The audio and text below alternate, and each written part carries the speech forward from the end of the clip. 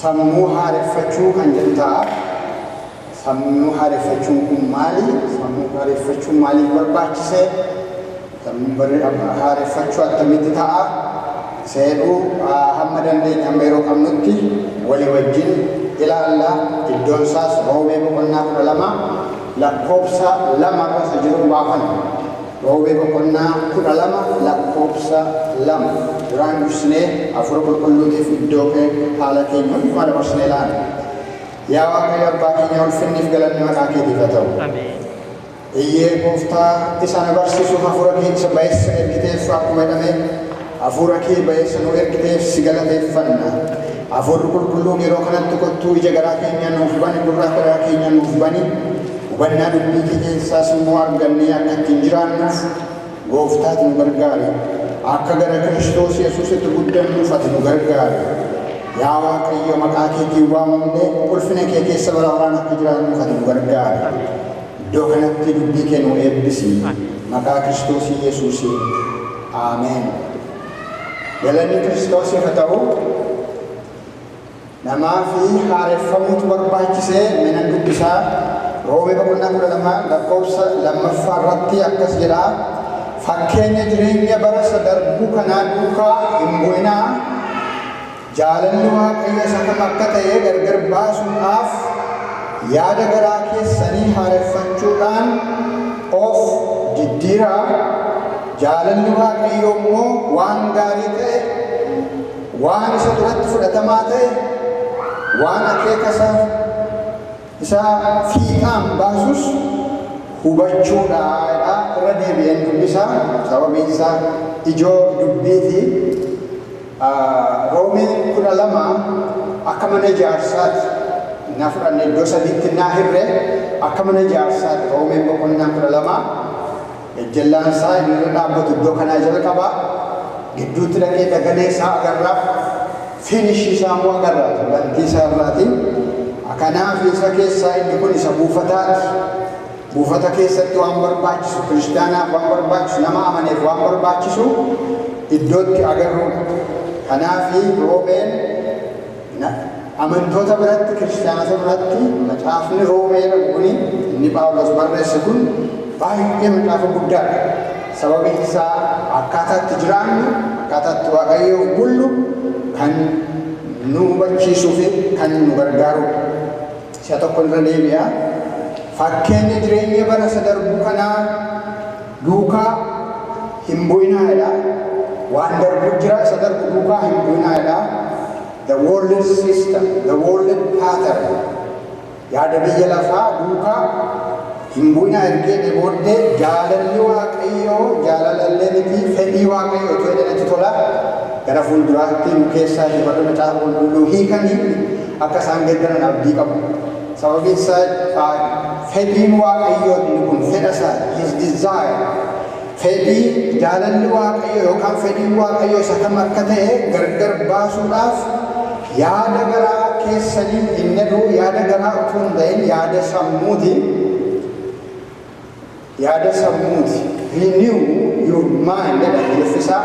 Ingiliffa hundumaan yoo laaltan macaafa keenya keessatti duwwaa garaan iddoo afuraati. Garaa miti kun yaada sammuu keessanii innaa jedhamee hiikametu irra dhufa.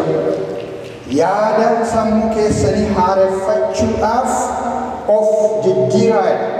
Kan jijjiiramni dhufu karaa namaa laalchise, gochaa namaa laalchise, namni kan inni godhu laalchise yookaan gahee namaa laalchise sammuusa haareffachuudhaan namni jijjiirama. Sababiin isaa jijjiirama fedha Waaqayyo. Akkuma jirutti, akkuma duratti, akkuma dhalatetti, akkuma uumametti nama akka jiraatu Waaqayyoon fedha. Kanaaf Yohaannis boqonnaa 3 keessatti namni hundumtuu hafuuraaf abiddaan lammaffaa dhalachuu qaba jedhamee barbaachisa. Itti dabalee fedhi Waaqayyoo immoo waan gaarii ta'e, waan isa duratti fudhatamaa ta'e, waan akeeka isaa fiixaan baasus hubachuudha jedheetu lafa kaa'a. Kanaaf yaada garaa keessanii jedhu yaada sammuuti. Kan nuyi haareffannu sammuu keenyadha. namummaa keenya miti kan haareffannu sammuu keenya yookaan yaada sammuu keenya our mind gadi buunee ilaalla akka inni nu galuu fi isa kan barbaachisu. Kanaaf jaalala waaqayyoo inni immoo fedhii waaqayyoo akka raawwatamuuf fedhii waaqayyoo raawwatamuu isaa dura immoo akka beeknuuf fedhii waaqayyoo beekamuu qaba. Maal fedha waaqayyo? Ergina uume lafarratti ergina fide fedhii waaqayyoo maal isa jedhu kanaaf jechuudha. Kanaaf sammuu haareffachuun renewing our mind. Sammuu haareffachuun maal dhimma baasa? Naanneefi sababiin isaa waan hojjetamu hunduu akeeka qaba. Purpose qaba. Sababii adduufneef purpose qaba.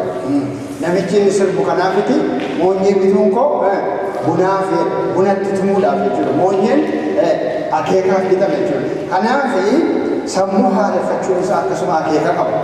Maal akeekisaa? Yeroo sammuun keenya haara'u tokkoffaa fedhii waaqayyoo bara. Maal fedha waaqayyo jireenya koo keessatti? Ergina gaddara erginaaf jedhee dhufee maal fedhii isaa? Fedhii isaa baru. Inni lammaffaan immoo fedhii waaqayyoo ergi barree booddee immoo fedhii sana yookaan akeeka waaqayyoo sana yookaan jaalala waaqayyoo sana raawwachuu yookaan gochuu. Isa inni fedhe raawwachuu yookaan jiruutti hiikamuu qaba. Inni sadaffaan lafarratti jireenya milkoominaa yookaan mo'umsaa successful yookaan victorious ta'e jireenya jiraachuudhaaf sammuu keenya haara'uu qaba. Namni ergi kiristaana ta'e booddee ergi gooftaa Yesuus Kiristoosiin fudhatee booddee yommuu fudhatutti waan ta'u jira. Ergi fudhatee booddee waan isarraa eegamu waan inni godhu jira. Kanaaf inni tokko inni barbaachisu namoonni maaliif diffiitii ta'u? Kan fedhu barbaannu waan tokko garuu kan taanee argamu waan tokko kun maaliif ta'a? Maaliif akka inni jedhutti jiraachuu dadhabne? Isa hedhuu fidegaa yeroo sanii godhu immoo maaltu ta'a? Yeroo sammuun keenya haara'u yookaan haareffamu yookaan yeroo diddiiramu maaltu ta'a? Tokkoffaa cubburraa fagaachuu dandeenya. Yeroo sammuun keenya haara'u cubburraa fagaachuu dandeenya. Jireenya mo'umsaa jiraachuu dandeenya. Akka inni jedhutti akka dubbiinsaa jedhutti. Akka waaqayyo yaadetti jiraachuu dandeenya. Akka waaqayyo dubbatutti dubbachuu dandeenya.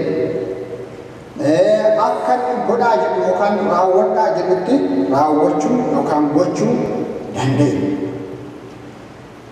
Egaa akkuma beektan kiristaanni iddoo lamatti garaagara ba'a. Iddoo lamatti garaagara ba'a.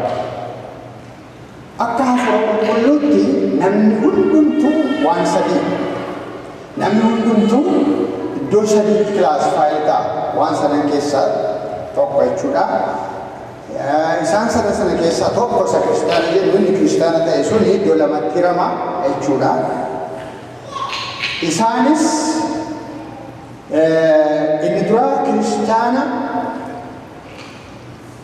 amananii hafuuraan deddeebi'an akka hafuurri jiru toora jiraatan. Akka hafuurri waaqayyo hafuura nus hafuura gadhiin ilaalla hafuura ta'u nus hafuura akka hafuuraatti warra jiraatan. Isaan qomoo tokko yookaan kiristaana tokko. Kiristaanni amananii ergi amananii gooftummaa isa fudhatanii fayyisuudhaaf fudhatanii immoo hafuuraan utuu hin ta'in fedhii yaada fooniitiin warra deddeebi'an immoo jiru. Kaabinaan kiristiyaan warra qaban kiristaana foonii warra qaban. Kanaafiti we don't expect churchii keessatti yeroo hundumaa nama akka walqixxeetti amananitti ilaaluu hin dandeenye. Maaliif? Inni tokko kiristaana hafuuraati, inni tokko kiristaana fooniin deddeebi'u. Hafuuraan deddeebi'u jira, foon yaada fooniitiin immoo deddeebi'utu jira. Isaan kuni egaa inni dubbiin waaqayyoo jedhu inni jalqabaa nama biyya lafaa keessaa inni jalqabaa isa uumamaan jiru jedha. Natural man afaan Giriikiitiin maal jedhama? Sukikos jedhama. Afaan Giriikiitiin sababiin isaa bara gooftaa Yesuus Kiristoos kan kun barreeffame yookaan kakuu haaraan kan inni barreeffame olaantummaa Giriikootaa bara turetti sababii ta'eef afaan Giriikii kanaaf itti dhimma ba'an. Oriijinaalii isaa waan nutti agarsiisu, jalqaba isaa sababii nutti agarsiisu.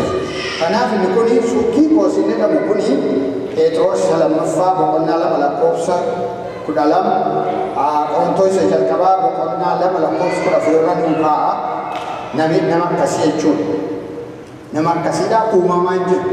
Waaqayyoon gara lubbuu isaatti, gara hafuura isaatti, gara foon isaatti kan hin fudhatin jiru, kan wal hin beekne nama akkasii naachuraal maan yookaan Suukikoos yookaan immoo akka nuyi jennutti nama biyya lafaa jedhamu. Lawoolli nama biyya lafaa alamaawwi isa jennuudha jechuudha. Gooftaa Yesuus Kiristoos wajjin nama wal hin fudhatin jiru. Inni tokko isa. Inni lammaffaan spiritual man inni jedhamu immoo afaan Giriikiitiin pneumatikos jedhamu. Pneumatikos jechuun nama hafuuraa jechuudha. Isa hafuuraan deddeebu, isa hafuura Waaqayyoon jiraatu jechuudha. The spiritual man jechuudha. Innis Qorontos jalqabaa boqonnaa 2 keessa lakkoofsa 14 irratti nagarra. Inni akkasiidha. Hafuura qulqulluu kan qabu, yaada isaa akka yaada Waaqayyootti, hafuurri Waaqayyoos kan argate, hafuuraan kan deddeebu Roomee 8 Galaatiyaa 5 keessatti akka barreeffametti jechuudha.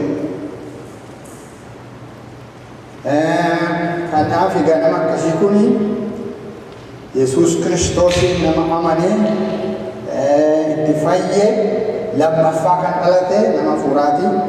Jireenya Waaqayyoo kan argate, Waaqayyo jireenya kenna, divine life kenna akka Phexros keessa dubbatutti. Sammuu isaa kan haara'e akkasii nama hafuuraa jedhama. Pneumatikos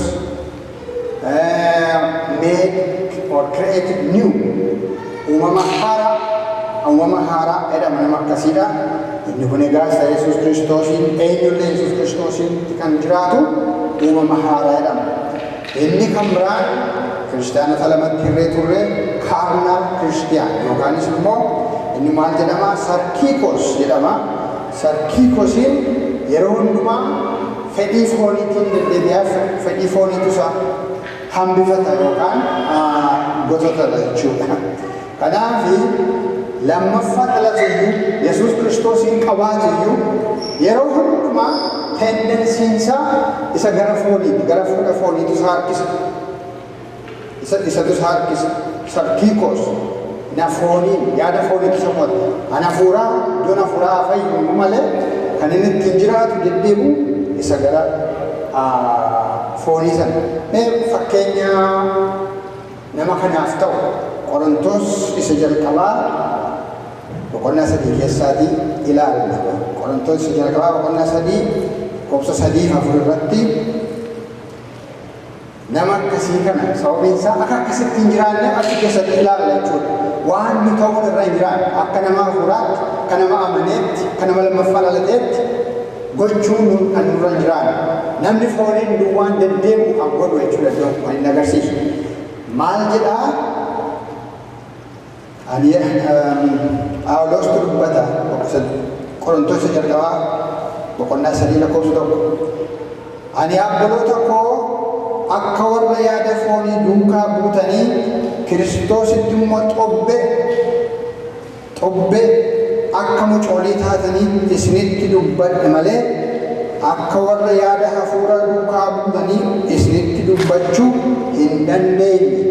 Fedhiinsa akka warra jabaateetti bishaatee dubbachuudha. Lakkoofsa 2. Ani aannan akka dhugdaniif isiniif kenneera. Isin nyaata jabaadhaaf hin geenye turtan. Ammayyuu hin gahin jirtu jedheetu lakkoofsa 3 keessatti waan isaan ibsan. Namni foonii kiristaana hubadhaa. Kiristoosiin qabu. Garuu maaliif deddeebu? Foonii warra deddeebu akkas jedha. Isaan ammayyuu akka warra yaada foonii duukaa bu'aniiti. Hinaafuunii fi wal qoccoluun erga isin gidduu jiraate isin warra yaada foonii duukaa buutanii mitiiree. Akka yaada namaatti jiraattu mitiiree. Akka yaada namaatti akka jiraannu Waaqayyo barbaadu. Akka yaada fooniitti akka jiraannu Waaqayyo hin fedhu hin barbaadu. Kanaafi nama amma gaa yeroo dubbiin Waaqayyo nama laalu nama iddoo sadii kaa'ee jira.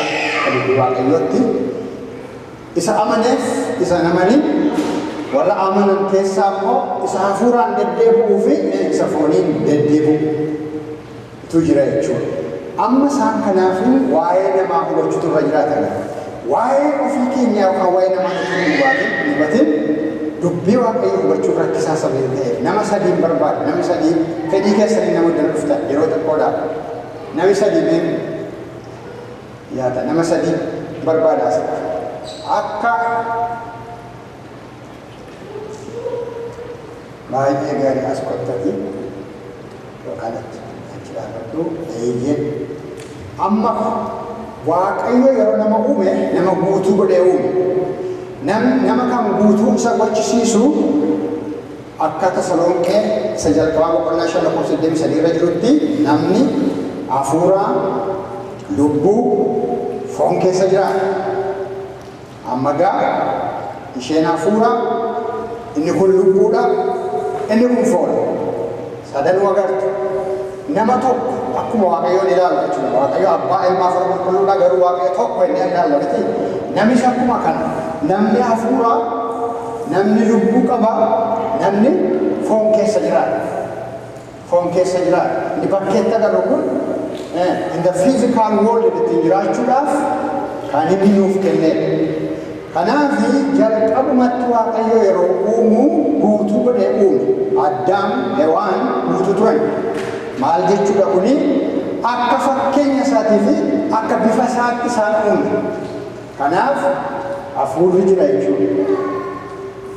Lubbuu foon kan itti biyya fiizikaal worldii keessatti deddeebi'u itti uume booddee amma gaafa kufu namni sababii ija mukaa isaa nyaatin jedhame sana yommuu kufee hafuurri hafuurri namaan du'e. Kanaafi Addaam namni jedhame kun waggaa 930 bara kana lamaanii jiraata. Lubbuu fi fooniin jiraata. Maaliif maa lubbuu fi fooniin jiraata. Ilaalchi keenya waa'ee lubbuuti ganaatti deebina isatti. Yeroo biraatti fuulduraan naantaa keessa. Kanaaf ergii kufe cubbuurratti ergii kufe hafuurri namaa hafuura Waaqayyoo wajjin waliin argu. Hin du'ee. Namni akkamitti jiraata ree amma ganamni yaada isaatiin baay'ee mental fedhii isaatiin desire isaatiin emotion isaatiin foon isaa keessa jiraata. Lubbuudhaan lubbuun yookaan afaan Ingiliffaatti soul yookaan afaan Giriikiitti saayeen akka qorannaan sammuu inni dhufee saayikoolojii saayikaatirist qorannaa sammuu jechuudha. Kanaaf namni maaliin deema hafuuraan utuu hin ta'in murteessaan isa kana namni yaada ofii isaatiin deddeebi'a fedhii ofii isaatiin deddeebi'a immooshinii isaatiin deddeebi'a akka itti dhaga'ame akka itti tole akka itti fakkaatetti akkasittiin deddeebi'a jechuudha. Foonni keessa jiraachuudhaaf inni qaamaaf murteessaan egaa isa kana murteessaan isa kana lubbuudha. Yommuu Gooftaan Yesuus Kiristoos deebi'ee dhufe bara 2000 har'aa jechuudha. Nu fayyisuudhaaf yeroo dhufe maal godhee isa kana fuudheetu deebise jechuudha. Amma hafuurri keenya hafuura Waaqayyoo wajjin wal qunnamuu jalqabe, kominikeet gochuu jalqabe. Hafuurri namaa hafuurri Waaqayyoo. Kanaaf dhufe nama maal gochuu guutuu gochuudhaaf. Silatti guutuun ture. Maaliif? Iddoo Waaqayyootu iddootti Waaqayyo dubbatutu iddootti Waaqayyo argamutu iddoo Waaqayyootti qunnamutu hir'atee ture. Kanaaf Yesuus Kiristoos dhufeetu walitti deebise jechuudha. Walitti deebise. Amma gaa Yesuus Kiristoosiin haa argannu malee haa fayyinu malee dubbii guddaan ijoon dubbaa kan irra jiru lubbuu isa inni. Lubbuun kuni kan inni qabatu jechuudha. yookaan iddoon isaa iddoon lubbuudhaa iddoo beekumsaati. Beeku inni iddoo fedhiiti. Desire, will, iddoo fedhiiti. Waan sadii qabata. Sadaffaa emotion yookaan miira jabaadha afaan Oromootiin. Afaan Oromootti ilaalaa ture. Miira jabaa yookaan haayileenyaa simmeeti. Simmeeti jechuun yeroo waan nama kolfisiisu agarruun kolfina, yeroo waan nama boosisu hin boonyaa, yeroo waan nama gammachiisu hin gammannaa. Emotion isa jedhu keessa miira jabaa inni jedhamu isa kana. Kanaaf waan sadii qaba ofiisaati jechuudha. Beekumsi, intellect, achirra darbe fedhii, desire, will, inni sadaffaa emotion yookaan miira yookaan simmeet isa jedhamu as keessa jiru. Kanaaf jireenyi namaatiif inni kun maalii control kan godhisu kan geggeessu isa lubbuu isa jedhutu soul isa jedhutu geggeessa jechuudha. Ergi fayyinee booddee tendency lamatu jira warra kana lamaan. Inni kun bara isaa guutuu jireenya isaa guutuu yookaan isin bara keenya guutuu kan developii goone kan ittiin beeknuuf kan ittiin jiraanne inni kun yaada isa kana kennuuf isa kanatti kan toleenitti inni kun murtoo godha. Yoo itti tolee akka itti toleetti murtee kun murtoo godha jechuudha. Amma gaa ergi inni kun dhufe kana jechuun hafuurri namaa iddoon hafuura namaa namni hafuura lubbuu qaba foon keessa jiraata. Iddoon hafuuraa kun perfectly 100% mudaa kan hin qabne. Kanaaf waan sardiin keenya mudaan qabu yeroo hafuurri keenya eenyu fakkaata abbaa keenya fakkaata waaqayyoon fakkaata qulqulluun mudaan qabu inni hafuuraa kun. Kanaaf inni hafuuraan kunii fi inni yaadi foonii sun jedhanii kan araarsuu fi gartuu kan qabatu lubbuu seenu. Si'a baay'ee isa kanatti akka biyya lafaatti waan barreeffame isa kanatti maxxana waan inni kun jedhu godhu. Inni kun immoo biyya lafaa fi seexanaa geggeeffamaa ture waan ta'eef isaan salphaadha. Amma inni kun maal jedhaa nama hin jibbinii jedhe. Alfii karaakterii hafuuraati. Karaakterii hafuura waaqayyooti. Yeroo sanatti miichisuun immoo maal si godhaa maal si godha si'a. Amma kanarraa lubbuu sana as godhamoo isa sanatti godha yaada isa foonii fudhata isa foonitti tolu isa alaa dhufetti tolu. Kanaaf inni kun yeroo baay'ee hin dhiibu isa kana garuu filannaa isaa akka godhatu akka fu'atu akka kan isaa kanaa fu'atu yaada hundumaa kennaaf. Nama najjeessinee nama ulfina qabeessaa nama jaalladhu malee hin jibbinee jedheetu lubbuutti lubbuun egaa yeroo hundaa iddoo filannaati kan murteessu iddoo sana yookaan gara sanatti godha yookaan gara kanatti godha jechuudha. Yookaan gara sanatti godha yookaan gara kanatti godha. Kanaafiti haaromsuun inni barbaachiseef inni kun haaromsuun inni barbaachiseef moofaa ture. Akka biyya lafaatti deddeebi'a waan emooshinii isaaniitiin geggeeffamu fedhii isaatiin geggeeffamu by his will by his desire akeeka isaatiin jiraachaa ture. Beekumsa inni qabu intellectiin inni qabu beekumsa biyya lafaati. Kanaaf gara kanaatti gorsiisuudhaaf inni kuni sammuun jechuudha. Sammuun achi keessa jira. By the way, mind, will, emotion, intellect achi keessa gara isa kanatti. Inni kun isa kan kun jedhu wajjin adeemuudhaaf waan jijjiiru qaba.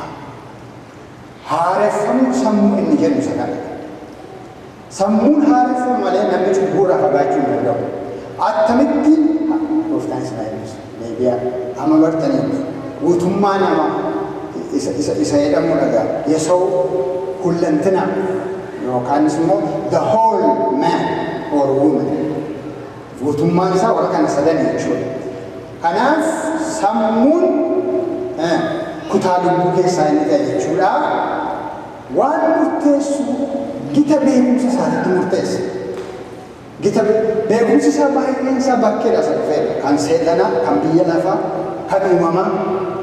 Kanaafiti waan murteessu sana gita isaa hafuuraatti akka baruu fi haareffamuu qaba. Inni nuuf kanaaf namni sammuu isaa haareffachuu qaba. Maaliin haareffata? Namni kan inni ittiin haareffatu dubbii Waaqayyootiin. Dubbiin Waaqayyoo dubbii biyya lafaa wajjin akeeka biyya lafaa wajjin adda adda.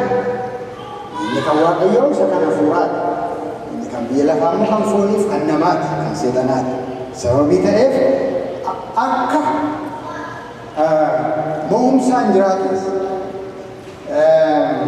milkoominaan akka jiraatuuf gara hafuuraa kanatti jechuun isa barbaachisa. Sababiin isaa gara isa kanaa isa kufeedha.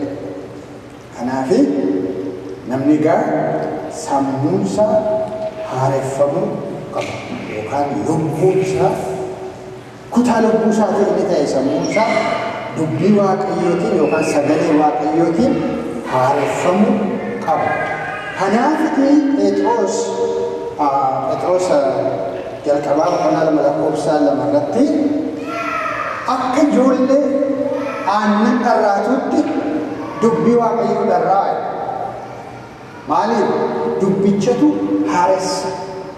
Yoo dubbichaan hin haarofne ta'e namni akka biyya lafaatti dandeenya. Maana marrabsaa Kiristaana wantu is carnal Christian isa fooniin geggeeffamu jaallatee miti.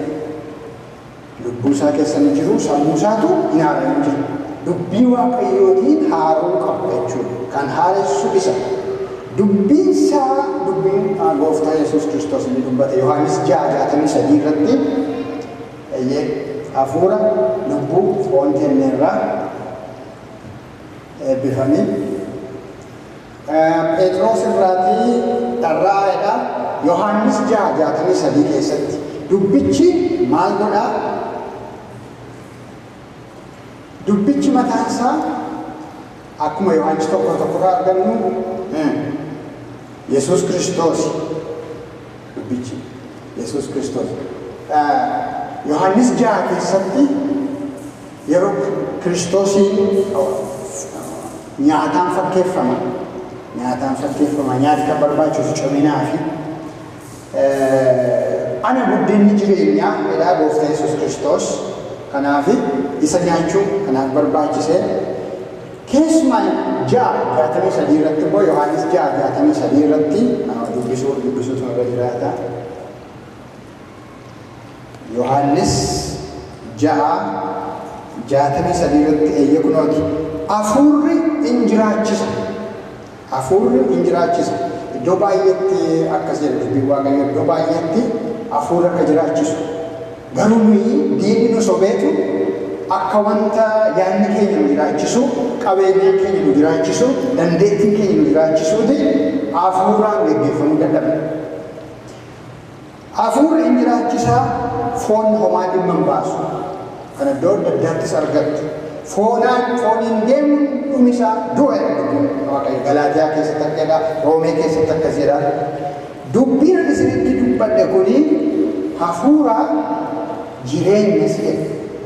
Kanaaf ergi hafuura ta'ee waa hojjetu qaba. Sababiin isaa hafuura humna kee miti hafuura kun malee inni dhagame. Kanaaf raajichi kan inni dubbatuuf hafuura namaa fi hafuura Waaqayyoo akkamittiin lamaan dhugaa hafuura namaaf hafuurri Waaqayyoo jira. Namni hafuura qaba. Hafuurri isaa 100% an Yesuusin fakkaata. Iddoon qulqulluun keessa keenyaa inni jennu iddoo hafuura keenyaa sana. Hafuurri keenya sun hafuura qulqulluu wajjin wal quunnaamaa wal argaa isarra dhagaa. Maaliif? Deebi'eera nama guutuu taane nama hir'utu irra duratti. Waaqayyo malee sababii jiraannuuf quunnamtii Waaqayyo sababii hin qabaanneef kutaan keenya inni hafuuraa sun dhufee Kiristoos isa dhaabuu sababii dhufeef amma inni qulqulluudha. Haa ta'u malee lammaffaa dhalates Qorontoos 2:5 lakkoofsa 17 irratti Qorontoos 2:5 lakkoofsa 17 irratti Kiristoos keessa kan jiru hunduu uumama haaraadha. Haaraa ta'uun keenya isa hafuuraa kan agarsiisa. Namummaa isaa hafuuraa isa keessa keenya. Isa keessa keenyaati. Kanaaf hafuurri Waaqayyoo hafuurri keenyaan Waaqayyoo gargaarama. Isaan nu geggeessa. By the way, seexannis soolii irratti hojjeta. Kan isaan wal saaman lubbuu keenya irratti. Sababiin isaa seexanni lubbuudhaan hojjechuu barbaada, Waaqayyoos lubbuu keenyaan oolfatee hojjechuu barbaada.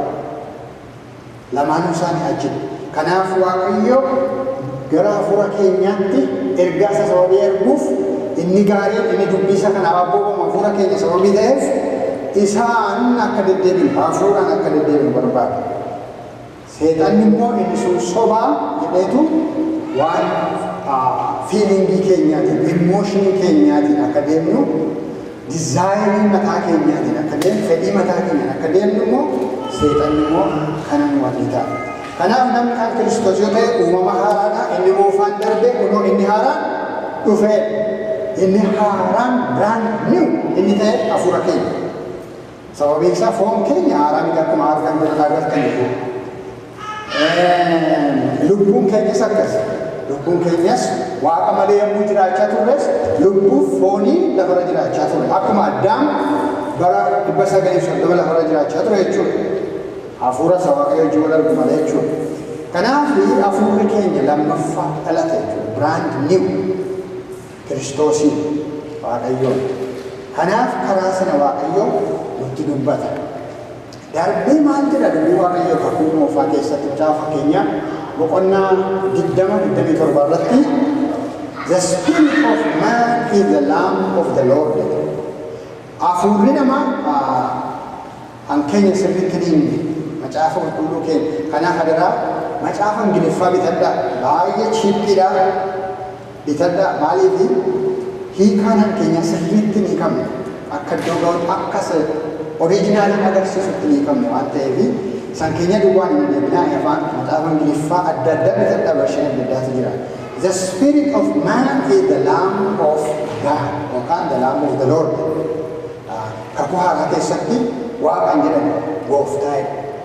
Kanaaf yeroo baay'ee Lord jedhamu. Even kakuu haaraa keessatti tendensiisaan gara kakuu moofaa inni ta'e Maatiyos yommuu barreessu Waaqaan jedhu gooftaadha. Kingdom of Lord. Akkasittiin barreessa. Maaliif Waaqa jechuun Waaqa maqaan dhaan warri Jiruushii. Nu garuu Waaqayyoon. Kanaaf hafuurri koo kun hafuurri nu keessa jiru kun Waaqayyoof maaliidha? Ibsaadha. Ibsaadha. Kanaaf keessa keessan dhaggeeffadhaa hin jedhameef akka hafuura keenya hin deemne akka fedha foonii keenya akka nuti dhagaamatti akka deemnu miti. Fooniin deemuun du'a. Roomee boqonnaa 8 Galaatiyaa boqonnaa 5 keessaa naa dubbata. Fooniin deemuun du'a. Kanaaf hafuurri keenya maali? Ibsaa Waaqayyoon. The spirit of man is the lamb of God. Hafuurri keenya ibsaa Waaqayyoon. Ibsaa Waaqayyoon. Isaan isa gadhee fi isa hamaa adda adda ba'a. Isaan boolla bu'u du'u boolla. Kanaaf Waaqayyo hafuura keenyatti dhimma ba'a. Eessaa gamta dubbii Waaqayyo keessaa onaa jettan Roomee boqonnaa 8 lakkoofsa 16 irratti jira. Hafuurri Waaqayyoof hafuurri keenya walii galee ijoollee Waaqayyo akka ta'an dhugaa ba'u. Dhugaa ba'u. Inni kun immoo isa lammaffaadha jechuudha. Fakkeenya 27 irratti akka kanaa agarraa. Kanaaf egaa haaraa ta'e kan dhalatee hafuura keenya Waaqayyo hafuura keenyaan dhimma ba'a. Lubbuun keenya immoo haara'uu qaba. Inni lammaffaan dhalate hin fayyin jira. Maaloon lubbuun keenya yeroo inni maal jechuu keenya our intellect beekumsa keenya emooshinii keenya fedhii keenya isaan kun hin haara'u malee lammaffaan dhalate. Lammaffaa kan dhalate once and for all hafuura keenya. Qaamni keenyas lammaffaan dhalate. Utuun gooftaan fudhatiin fuuldura fuulli koo akkasuma hojjaan koo sanuma wayitiin koo sanuma wanti geeddaramne kan geeddarame keessa koo isaan nama jedhama. The hidden person jedha Phexroosiin The real man jedha Phaawulos immoo. Phaawulos ana kan ofiin jedhu foon isaatiin akka lammaffaatti ilaala. Garuu hafuura isaatiin ana jedha. Anaaf gooftaa bira dhaquun gaariidha. Foonni gooftaa bira dhaqa. Foonni lafaa dhufee lafatti deebi'a. Kanachi dhaqu hafuura. Kanaaf anaan sun the real person. Hafuura keenya isaa hafuuraati. The real person, the hidden person jedha Phexros immoo. Nama dhokataa bakka itti nagartan garuu sun keessa jira. Maaliif kan isin deebisuu isa? Yeroo cubbuun dhufee balbalarra ga'u haala akka karaan kun hin jedhu dubbii waaqayyoo hin jedhu hafuura waaqayyoo hin jedhu jennee akka inni deebinu kan nu godhu isa lammaffaa bifa Kiristoosiin lammaffaa dhalata isa jechuudha. Brand new, perfect. Okay, galanni gooftaaf haa ta'u itti fufnaa yeroo sababii hin qabnee fi kan biraatti fufnaa. Waa'ee sammuu haareffachuu jechuun maaliin haareffamaa? Dubbii waaqayyooti. Namni dubbii waaqayyoo hin beekne waan baay'ee akeeka waaqayyoo qabu hin beeku hin dogoggora jechuudha. Isa taanatti bu'ee isa ta'utti bu'ee of miidha jechuudha. Of miidhaa jiraata jechuudha. Jireenya dhumsaa jiraachuudhaaf sammuun namaa dubbii waaqayyootiin haareffamuu qaba. Renew your mind with the word of God. Dubbii waaqayyootiin sammuu keessa haaressaa jedha yoositi transformation dhufa. Geddaramsi kanaaf dhufa. Galanni waaqayyoof haa ta'u.